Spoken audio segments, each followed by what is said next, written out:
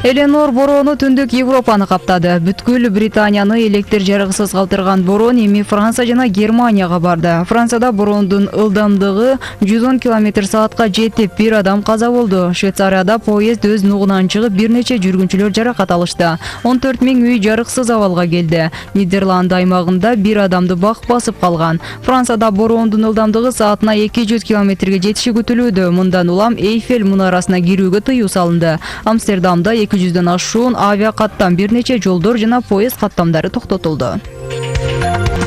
Россия менен Кытайдын чек арасында муз дубалы пайда болду. Адистердин айтымында катуу шамал кардын топтолушуна алып келген. Натыйжада бийиктиги 10 метрге жеткен дубал жаралган. Анын узундугу Ханка көлүнөн Хэйвунцзян провинциясына чейин созулат. Дубалдын бийиктиги 4-5 метрден 20 метрге чейин жетет. Приморский край метеорологиялык станциясынын берген маалыматы боюнча мындай дубал жыл сайын эле пайда боло бербейт. Анткени феномен жаралышы үчүн суук жана шамалдуу аба ырайы сакталышы турушу керек.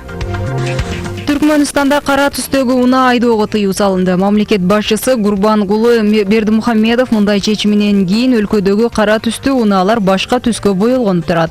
Өкмөттүк булактар чечимди президенттин ак түстү жакшы көргөнү менен байланыштырды. Өкмөт 2015-жылы кара унаалардын импортуна тыюу салган. Анда жетекчилерге жакшы мүмкүнчүлүк түзүлдү деген шылтоо менен ак унаа колдонуу тапшырмасы берилген. Эми 2018-жылдан баштап элде кара түстөгү унаа айдабай турган болду. Ал эми андай түстөгү автобусу болгондор башка өңгө боетушууда. Данияда баасы $1,300,000 түзгөн бир бөтөлкө арак уурдалды. Сейрек кездешүүчү алкоголдук ичимдикти Даниянын борбору Копенгаген шаарындагы Кофе 33 кафесиндеги жер төлөөдөн уурдап кетишкен. Маалыматта жазылгандай, кафенин кожоюну кымбат баалуу ичимдиктердин түрүн коллекциялап жүргөн. Учурда полиция ууруларды издөө ишин улантууда.